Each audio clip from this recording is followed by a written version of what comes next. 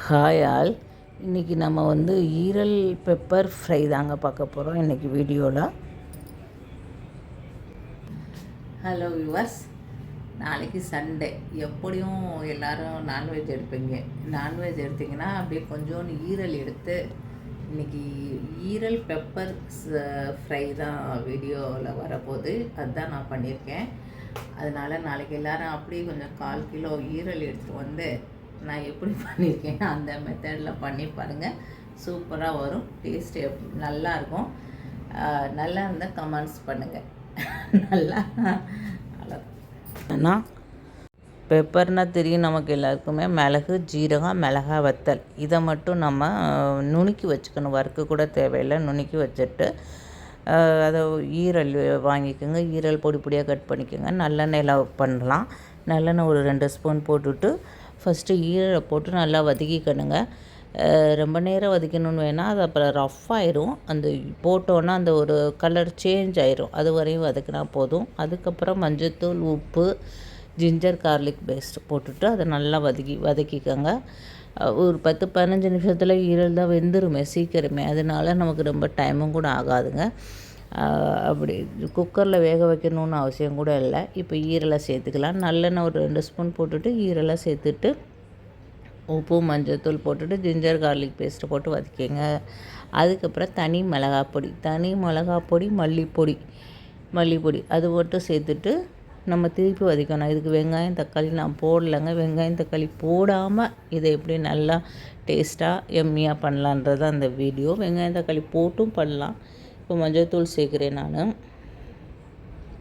மஞ்சள்தூள் சேர்த்துட்டு உப்பு சேர்த்துட்டு நல்லா வதக்க வேண்டியதான். கடாயில் பண்ணிடலாங்க. இது சீக்கிரமாகவே வெந்துடும்.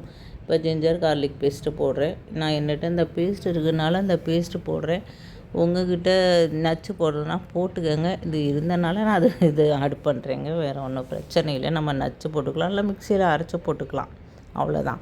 இது க்ரீன் சில்லி போடல. நான் ரெட் சில்லியில் தான் இது பண்ண போகிறேன். இப்போ நம்ம அதுக்கப்புறம் மஞ்சள்தூள், உப்பு, தனி மிளகாப்பொடி, மல்லிப்பொடி போட்டுட்டு நல்லா வதக்கிட்டு அப்புறம் நம்ம நுணுக்கி வச்சுருக்கோம்ல பெப்பர், ஜீரகம், மிளகாய் வத்தல் அது ஒரு 2 ஸ்பூன் போட்டுடும். அதையும் 2 ஸ்பூன் போட்டுட்டு அதையும் நல்லா ஃபஸ்ட்டு நம்ம தண்ணியே சேர்க்காமல் இது எல்லா பொடியும் நல்லா ஈரலில் சாறுறபடி நல்லா வதக்கி விட்டுட்டு அப்புறம் தேவையான அளவு தண்ணி ஊற்றி மூடி போட்டு ஒரு 10 நிமிஷம் விட்டுட்டோம்னா ஈரல் நல்லாவே வெந்துடும். அதுக்கப்புறம் நம்ம கையை வச்சு நம்ம எடுத்து பார்த்துக்க வேண்டியதாங்க ஈரல் வெந்துருச்சா என்னன்ட்டு. இப்போ எல்லாமே சேர்த்தாச்சு. நம்ம எல்லாமே சேர்த்தோன்னா பாருங்கள் இந்த மாதிரி வந்துடும். இதுக்கப்புறம் நம்ம அந்த லாஸ்ட்டில் தான் இது மிளகாப்பொடி, மல்லிப்பொடி, மஞ்சள் பொடி தான் இப்போ சேர்த்துருக்கேன் நான். இது சேர்த்து இது எல்லாம் சேர்ந்தோன்னு தான் நம்ம பெப்பர் பொடியை நம்ம சேர்க்க போகிறோம். அதுக்கப்புறம் பெப்பர் பொடி சேர்த்தோன்னு தான் மூடி வைக்கணும். லாஸ்ட்டில் பெப்பரும் திருப்பியும் போட்டு நம்ம ஒரு பரட்டி எடுத்துட்டோம்னா ஈரல் பெப்பர் ஃப்ரை ரெடி ஆயிருங்க. வெங்காயம், தக்காளி போடாமல் பண்ணாலும் சூப்பராக தான் இருக்கும். இன்றைக்கி